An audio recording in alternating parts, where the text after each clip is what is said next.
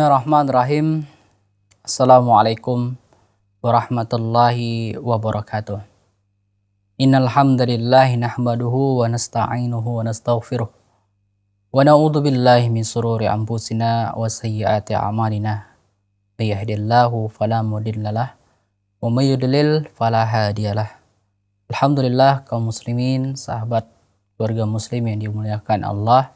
Segala puji bagi Allah yang alhamdulillah masih memberikan kepada kita begitu banyak nikmatnya dan kemudahan yang Allah berikan. Dan kita masih bisa merasakan manisnya beribadah kepada Allah, manisnya iman. Dan alhamdulillah walau bagaimanapun keadaan kita, yang mungkin di antara kita dalam keadaan yang tidak mengenakan, yang mungkin di antara kita ada yang lagi dalam keadaan sakit, yang mungkin di antara kita ada yang dalam keadaan kesulitan karena harus membayar hutang yang cukup besar. Kita bermohon kepada Allah dan yakinlah, inna ma'al usri yusra, inna ma'al usri yusra. Sungguhnya dalam kesulitan itu ada kemudahan. Dan Allah ulang sekali lagi, fa inna ma'al usri yusra. Dan di dalam kesulitan itu ada kemudahan. Yakinlah, badai pasti berlalu.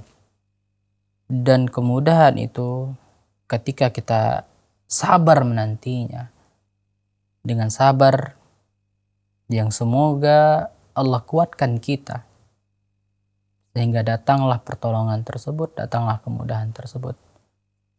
Dan tentu kita bisa merasakan manisnya atau indahnya keberhasilan dalam bersabar. Kita bisa merasakan lezatnya makan ketika kita dalam keadaan lapar. Apalagi itu adalah lapar dengan bersangatan laparnya. Betul-betul kita bisa menikmati enaknya makan ketika kita dalam keadaan lapar. Walaupun yang kita makan itu makanan yang sederhana, tapi dalam kondisi yang lapar kita bisa merasakan enak. Kita bisa merasakan nikmatnya tidur ketika kita dalam keadaan capek yang bersangatan, sehingga lelaplah tidur kita. Begitu juga kita bisa merasakan indahnya kesabaran ketika kesabaran tersebut diuji. Ketika kesabaran tersebut benar-benar membuat kita hampir tidak tahan, tidak dapat melewatinya. Namun tahuilah, yakinlah, innallaha ma'ana. Innallaha, sesungguhnya Allah bersama orang-orang yang sabar.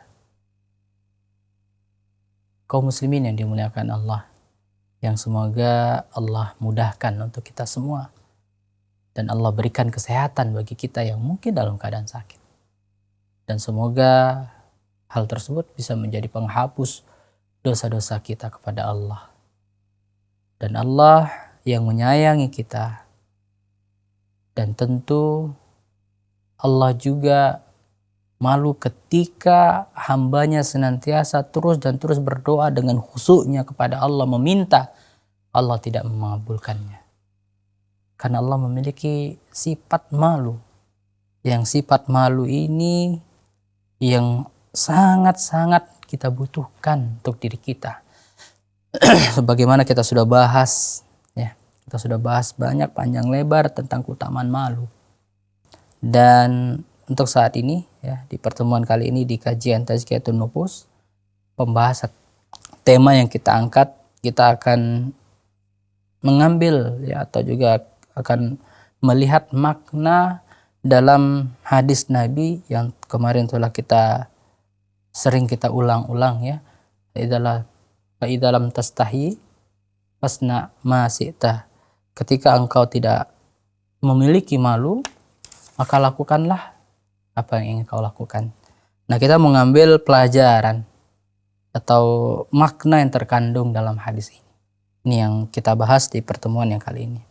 Nah, kaum muslimin yang dimuliakan Allah, dalam hadis ini memiliki makna yang cukup dalam, memiliki kandungan yang bisa banyak kita ambil pelajaran di dalamnya.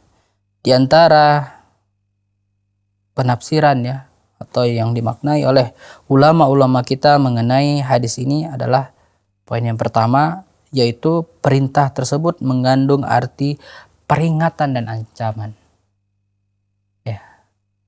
Jadi makna dari hadis ini menurut ulama kita yang pertama itu diantaranya adalah perintah tersebut mengandung arti peringatan dan ancaman. Peringatan atas apa? Peringatan atas ketika kita tidak punya rasa malu. Ketika kita tidak memiliki rasa malu, maka itu adalah hal yang sangat berbahaya. Itu yang diingatkan. Itu yang diperingatkan oleh Nabi kita. Dan itu memiliki ancaman. Ancamannya tentu akan terbuka pintu-pintu keburukan baginya. Iya. Jadi diingatkan oleh Rasulullah tentang pentingnya malu itu, dan dikatakan di sana bukan berarti Rasulullah memerintahkan untuk nggak punya malu, tidak ya. Rasulullah memperingatkan di sana. Faidza lam tastahi. Jika kalian tidak punya rasa malu. Ini adalah bentuk tegasan sebenarnya. Fa'ilam tastahi fasna ma syi'ta. Maka lakukanlah apa yang ingin kalian lakukan. Artinya apa? Rasulullah berlepas dari mereka. Kalau kalian nggak punya malu, ya Rasulullah katakan, ya udah lakukan apa yang mau kalian lakukan. Seolah-olah ini Rasulullah mengingatkan bahwasanya malu itu sangat penting. Karena dengan malu itu tercegah kalian dari perbuatan yang buruk. Ini maksudnya. Jadi di sana Rasulullah peringatkan kepada sahabatnya, kepada umatnya ya, bahwasanya hati-hati ketika kita dapatkan dalam diri kita tidak ada rasa malu. Ketika kita mudah saja, gampang saja melakukan segala sesuatunya tanpa pertimbangan. Kita mau minum minuman, ya kita minum saja. Gak peduli kita ada orang di sekitar kita yang melihat kita. Kita mau mesra-mesraan dengan lawan jenis yang tidak halal baginya, kita lakukan saja, berpacaran misalnya, tanpa kita menimbang rasa malu. Dan tidak ada rasa malu dalam diri kita. Kita ambil harta, uang orang lain dengan cara yang batil, kita lakukan saja. Tanpa ada pertimbangan perlawanan dalam diri hati kita. Pada asalnya hati yang kita miliki ini, dia mencegah. Awalnya dia melawan, dia membantah. Namun karena dia lemah, dia tidak berdaya. Dan hawa nafsu yang kita perturutkan, yang membuat rasa malu itu hilang dari. Baik kaum muslimin yang dimuliakan Allah, insyaallah kita akan lanjutkan setelah beberapa jeda berikut ini.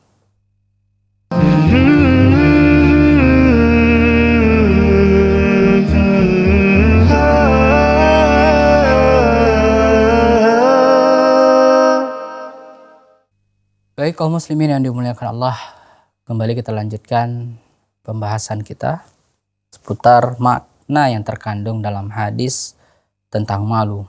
Ya. Hadis yang menyatakan Rasulullah pada asalnya memperingatkan umatnya untuk berhati-hati dalam hal ini. Fa'illam tastahi, apabila kalian tidak punya rasa malu, fasna ma syi'ta, lakukan yang ingin kalian lakukan. Artinya ini adalah peringatan. Peringatan yang harus bersama kita wanti-wanti. Kita lihat dalam diri kita, introspeksi, muhasabah. Kira-kira rasa malu ini seberapa besar ada dalam diri kita? Kira-kira rasa malu yang kita miliki ini apakah sudah bisa mencegah kita dari perbuatan buruk, perbuatan yang kita pada asalnya tidak ingin orang mengetahuinya. Dan Allah Maha mengetahui. Ya. Maka rasa malu ini cobalah kita periksa dalam diri kita. Sebesar apa, sekuat apa rasa malu itu. dalam diri kita. Ada sebuah riwayat atau kisah yang mana yang menceritakan tentang seorang yang dia bermimpi. Dia bermimpi pernah mengalami kejadian yang luar biasa. Ketika dia berjalan, dia menjumpai ular yang sangat besar. Ular yang sangat besar yang kiranya ular tersebut terus mengejarnya. Dan dia tidak mampu melawannya. Dia berjumpa dengan seorang kakek-kakek yang sudah tua renta. Dia minta tolong pada kakek-kakek tersebut. Tolonglah aku, bantu aku untuk mengusir ular ini yang terus mengejarku. Maka kakek itu hanya bisa diam, bahkan menangis, mengeluarkan air mata. Dan dia tidak bisa berbuat apa-apa. Aku tidak mampu, dia katakan. Cobalah lari ke sana lagi. Dia lari lagi, dia cari lagi pertolongan di tempat lainnya. Kembali dia hanya bertemu dengan kakek tersebut. Dan kakek tersebut tidak mampu juga untuk berbuat apa-apa. Dan terus seperti itu yang terlaku. Dan sampai dia tersadar. Dan akhirnya dia dapati tunjuk atau juga keterangan. Itu semua diantara sebabnya adalah yang mengejarnya itu adalah hawa nafsunya yang terus dia besarkan, dia perturuti. Sedangkan kakek-kakek tua itu adalah iman di dalam dirinya yang lemah karena terus dia lemahkan. Dan tidak dia kuatkan. Sehingga tidak mampu menyelamatkannya dari keburukan tersebut. Allahu Akbar. Kaum muslimin yang dimuliakan Allah. Nah, di sini dia pentingnya kita memiliki batasan, perlindungan dari perbuatan buruk. Di antaranya salah satunya adalah memiliki rasa malu yang sangat berkaitan erat dengan yang namanya iman kepada Allah. Nah itu dia, jadi poin yang pertama tentang makna yang terkandung dalam hadis yang tadinya kita bacakan. Dalam surah Al-Fussilat ayat 40, Allah berfirman, A'udzubillahi minasyaitonirrajim. I'malu ma syi'tum innahu bima ta'maluna basir. Ya Allah katakan, perbuatlah apa yang kamu kehendaki, sesungguhnya Dia Maha melihat apa yang kamu kerjakan. Allah Maha melihat segala sesuatu yang kita lakukan. Maka kalaulah kita menyadari, meyakini dengan ayat ini, tentu kita malu. Kita malu dengan perbuatan-perbuatan buruk yang kita lakukan. Kita malu kalau nantinya Allah perlihatkan perbuatan buruk tersebut di halayak ramai. Manusia yang dihamparkan kepadanya bumi, berkumpul di sana.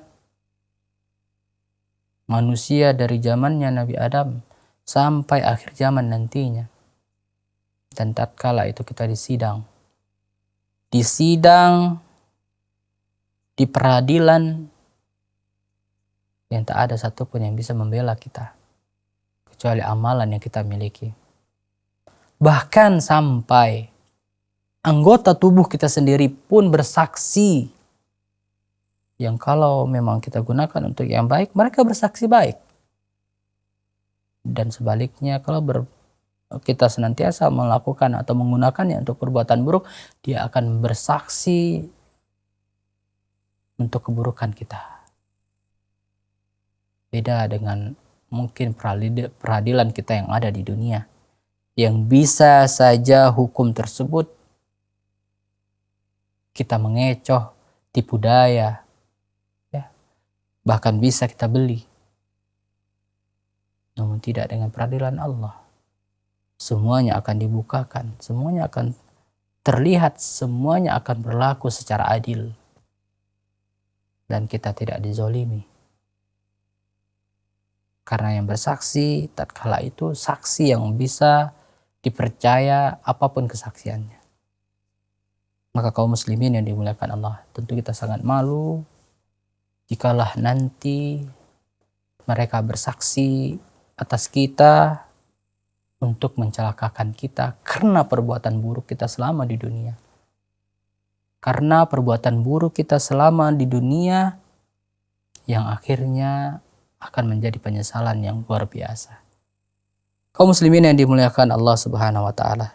Kemudian poin selanjutnya dari makna yang terkandung dalam hadis yang kita bacakan ya, dalam hadis yang kita bahas tentang malu, yaitu perintah tersebut mengandung arti penjelasan. Maksudnya di sini adalah barang siapa yang tidak memiliki rasa malu, maka ia berbuat apa saja yang ia inginkan. Di penjelasan, di keterangan bahwasanya ketika seseorang itu tidak punya malu, maka dia mampu melakukan apa saja yang dia ingin lakukan. Nah, kaum muslimin yang dimuliakan Allah Subhanahu wa taala dimanapun Anda berada. Dalam hadis Rasulullah ya juga dikatakan, man kadzdzaba alayya muta'ammidan falyatabawa maq'adahu minan nar.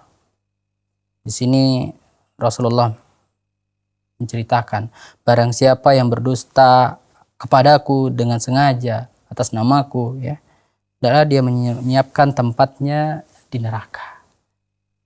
Ini maksudnya bagaimana? Dia sudah melakukan dua hal yang seharusnya dia malu. Yang pertama, berdustanya itu yang Allah Maha mengetahui apa yang dia lakukan. Yang kedua, dia telah berkhianat kepada nabinya, Nabi Muhammad SAW. Seharusnya dia sangat malu. Dan bagaimana? Insya Allah kita akan lanjutkan lagi sahabat keluarga muslim yang dimuliakan Allah setelah beberapa jeda berikut ini.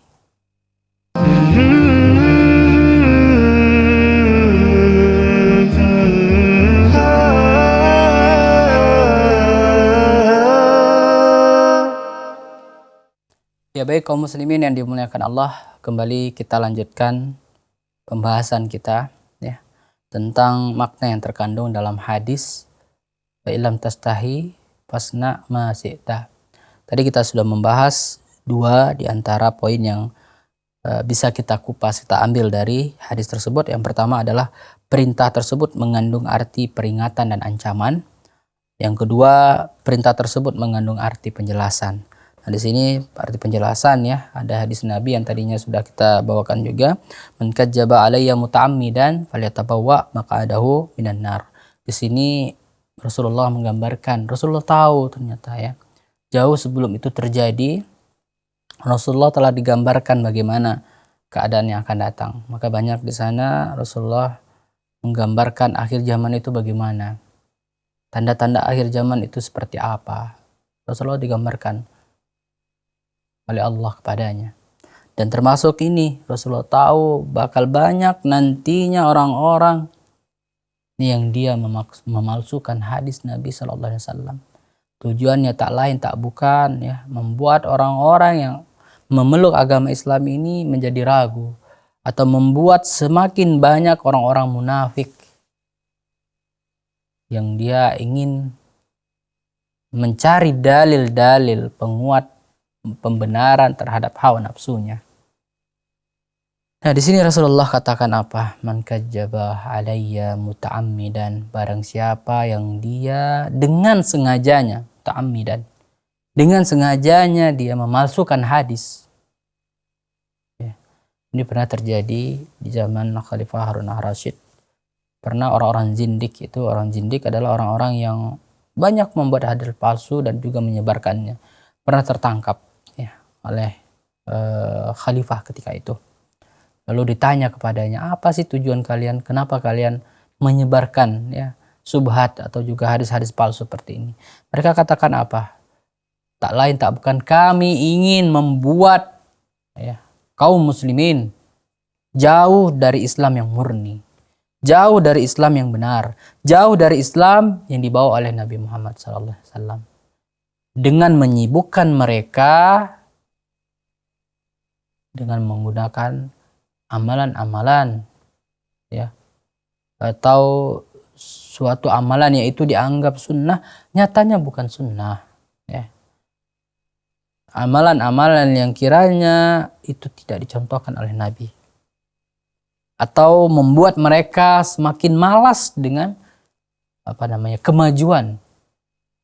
Sehingga kita dapati ada orang-orang yang udahlah, ya cukup dia hanya berzikir saja tanpa memperdulikan dunia. Cukup akhirat baginya tanpa dia melihat mendidik anak-anaknya atau bermuamalah atau berdakwah, tidak. Ada seperti ini. Kenapa mereka bisa seperti itu? Nah, ini dia di antara sebabnya. Mereka mendapati atau masuk pada mereka hadis-hadis seperti ini, atau hadis-hadis palsu yang disebarkan oleh orang-orang zindik. Jadi kaum muslimin yang dimuliakan Allah, maka kita sebagai seorang muslim harus menjadi muslim yang cerdas, muslim yang bijak, tidak dengan mudah menerima saja. Kalau udah dikatakan ini ada dalilnya, ini ada hadisnya, coba lihat dulu benar atau tidak itu, ya. Karena ada orang-orang terdahulu, ya, bahkan mungkin sekarang juga sudah banyak juga orang-orang yang tidak takut, tidak malu dia kepada Allah dan Rasulnya. Tidak sadar dia ternyata Rasulullah telah mengancam, ya. Karena sangat-sangat berbahaya ketika seseorang itu dia memalsukan hadis dari Nabi Muhammad SAW, maka tatkala itu pula dia seolah-olah merusak syariat Islam dari dalam. Dia menghancurkan Islam dari dalam dengan cara yang sangat-sangat hina, ya. Maka pantaslah diancam atasnya, dia sudah memesan kursi di neraka, tempat duduk di neraka, karena perbuatannya. Karena dengan perbuatannya itu, yaitu menyebarkan, memasukkan hadis, diamalkan oleh orang lain, sehingga dia terus mendapatkan dosa jariyah dari perbuatannya. Maka berhati-hati bagi kita yang mungkin orang-orang yang menyebarkan ilmu, ya, berdakwah, berhati-hati. Ya. Kita harus perhatikan dulu, kita lihat dulu benar enggak ini. Harus punya ilmunya dengan sebaik-baiknya. Jangan hanya asal menyampaikan tanpa mengetahui. Karena kita khawatir termasuk yang diancamkan oleh Nabi Muhammad SAW. Tentu kita malu jika bertemu dengan Rasulullah ternyata kita melakukan, memasukkan apa yang di Rasulullah sampaikan. Baik dengan sadar atau tidak sadarnya. Nah, itu dia kaum muslimin yang dimuliakan Allah. Kemudian ada pun yang terakhir, poin yang bisa kita ambil dari hadis ini, yaitu perintah tersebut mengandung arti pembolehan. Ini sebagaimana Imam Nawawi rahimahullah berkata, perintah tersebut mengandung arti pembolehan, maksudnya jika engkau akan mengerjakan sesuatu, maka lihatlah jika perbuatan itu merupakan sesuatu yang menjadikan engkau tidak merasa malu, maka lakukan. Baik malu di depan Allah maupun depan manusia. Jadi tidak mengandung pembolehan dengan makna kalau perbuatan itu tidak menimbulkan rasa malu, maka lakukan. Ya, misalnya kita sholat sunnah di dalam rumah. Gak ada ya kita merasa malu. Kalau tahu orang pun kita gak malu. Orang tahu kita melakukan itu. Atau kita bersama istri kita, ya, di dalam rumah atau berjalan. Kita tidak malu karena memang ini adalah perkara yang boleh, mubah. Maka lakukan. Itu dia. Baik kaum muslimin yang dimuliakan Allah, mudah-mudahan ya bisa kita ambil pelajaran manfaat yang banyak dari apa yang kita bahas di kesempatan hari yang berbahagia ini, dan semoga Allah terus jaga kita dan kita juga senantiasa tetap memiliki rasa malu, yang mana malu tersebut menjadikan bertambahnya iman kita kepada Allah, menyelamatkan kita dari perbuatan yang buruk dan membuat kita semakin semangat dalam kebaikan. Mudah-mudahan bermanfaat. Kita tutup dengan doa kafaratul majelis. Subhanakallahumma wa bihamdik, asyhadu an la ilaha illa anta, astaghfiruka wa atubu ilaik. Wassalamualaikum warahmatullahi wabarakatuh.